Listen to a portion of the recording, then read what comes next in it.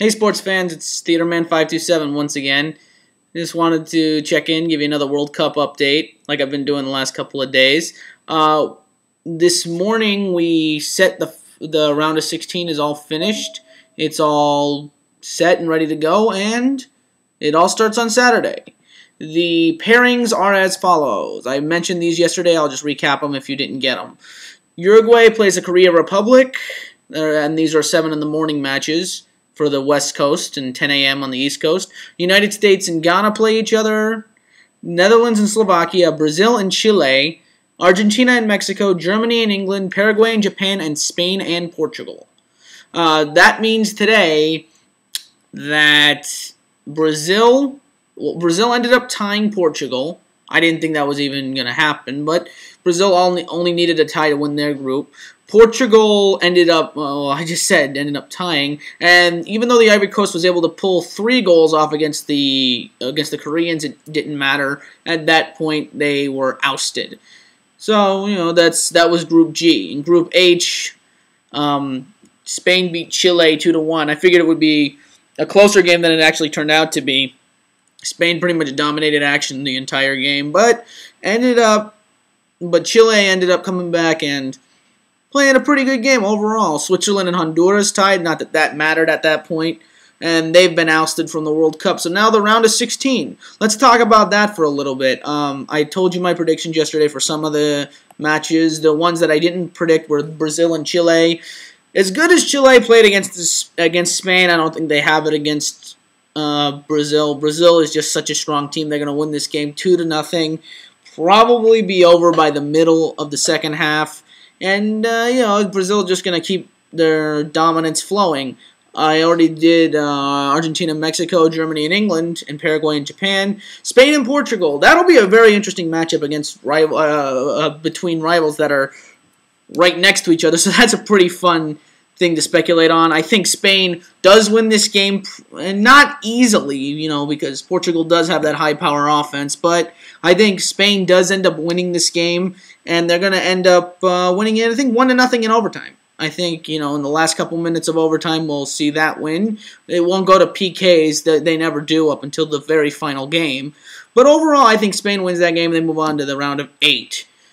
So, there's the World Cup update for you. It's not, obviously this one's not going to be as long as my other ones, but we have the round of 16 set. It looks like it's going to be a great field this year. In the second round, I can even preview the quarterfinals of the round of 16 or the knockout stage. It'll be, in my predictions, it'll be Uruguay and the United States, the Netherlands and Brazil, Argentina and Germany, Paraguay and Spain. I think Spain beats Paraguay.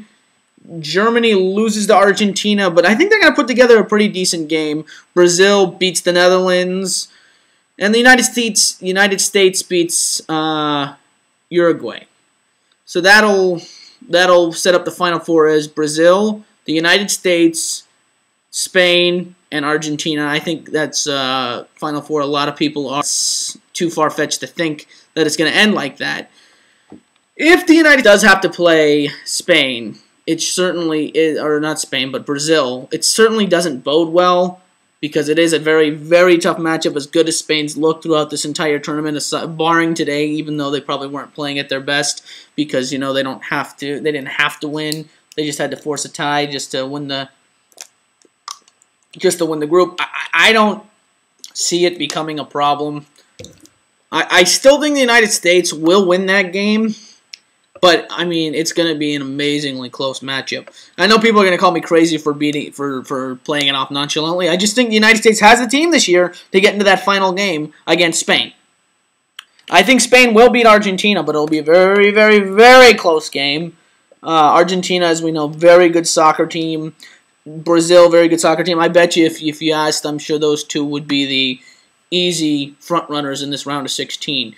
But it's gonna be I think it's gonna be a really interesting round, a lot of fun, and it's gonna be a good time, I think, for Americans and people from South America and South Americans and Europeans alike. I mean, obviously Africa they did get a couple tough draws, but overall, it's gonna be a good draw, I think, this year. I think you're gonna see I think you're gonna see the United States surprise some people.